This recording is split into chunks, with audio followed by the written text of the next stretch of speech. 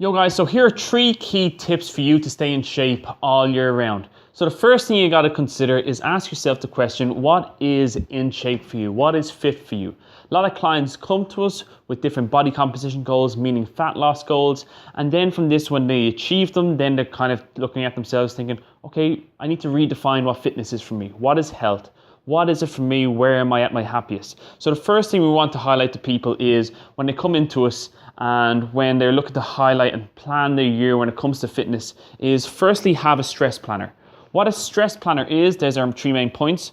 What a stress planner is, it's basically just a 12-month plan where you take a step back and sit down for half an hour with a pen and paper and you highlight those really stressful times a year. You highlight those blocks of that time of year when you're most stressed. Maybe it's coming towards the year end in work, maybe it's coming up towards Christmas, whatever it is, but you're highlighting those blocks a year where they're at the most stressful. Within this, you're looking for an 2-month to 3-month period where you can really push training. So when you can really put your head down and you can be hard on yourself. That's the first point you want to do, is give yourself opportunity for success. The other months of the year, what you're doing is you're training for enjoyment, but you're also training to maintain.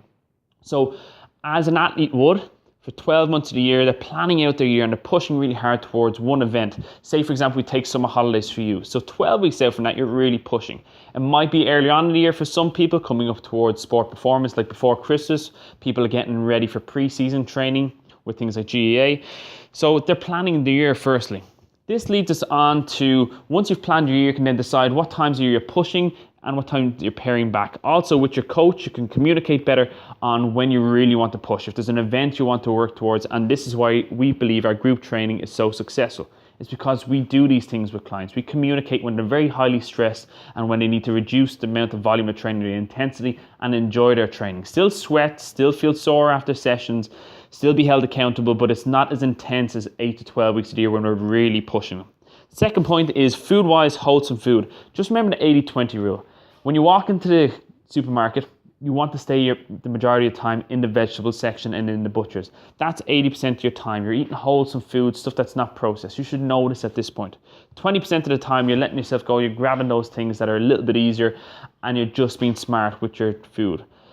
When it comes around to pushing really hard, coming up towards beach season, whatever you want to call it, summer season, then you can look at your macros. But again, you just want to have an overall positive view of food, not controlling through numbers, calorie counting all year round. That's adding a little bit more stress and it doesn't allow you to enjoy food and the endorphins that you get from food.